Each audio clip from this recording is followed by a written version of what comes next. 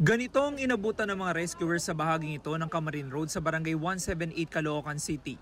Ang 14-wheeler na may kargang mga semento bumulusok patungo sa gilid ng kalsada bandang 9:30 kagabi.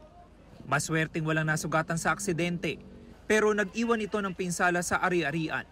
Mula po dun sa bahaging yon ng Camarin Road ay bumulusok pababa itong truck na ito at tinamaan itong isang bahay. Kabilang sa nawasak ang kwarto ng bahay ng pamilya ni Mang Bernaldo. Nagko-computer daw noon ang kanyang bunsong anak na babae. Bigla na lang ako nakarinig ng sumabog at umusok ang buong bahay.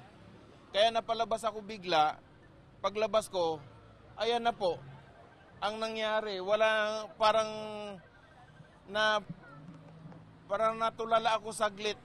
Muntik din mahagip ng truck ang barangay force multiplier na si Marie Chris na nagmamando ng trapiko sa lugar. Hinatak lang daw siya ng isang tricycle driver kaya siya nakaligtas.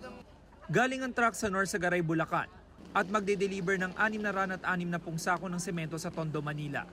Ayon sa truck driver, huminto sila sa Camarin Road matapos sumabit sa kawad ang kanilang side mirror.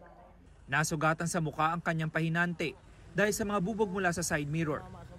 Kinasuhan naman daw niya ang gulong ng truck pero nandadagdagan na niya ang kalso. Doon na nangyari ang aksidente. Pinatay ko makina tapos kinambyo ko para siya. Ang bala ko kasi dagdagan ko ng kalso.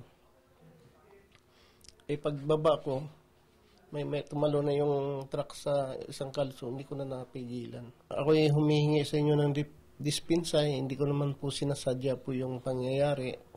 Nakipag-areglo na ang kumpanya ng truck driver sa mga naapektuhan ng aksidente. Ayon sa mga taga-barangay, accident-prone ng lugar.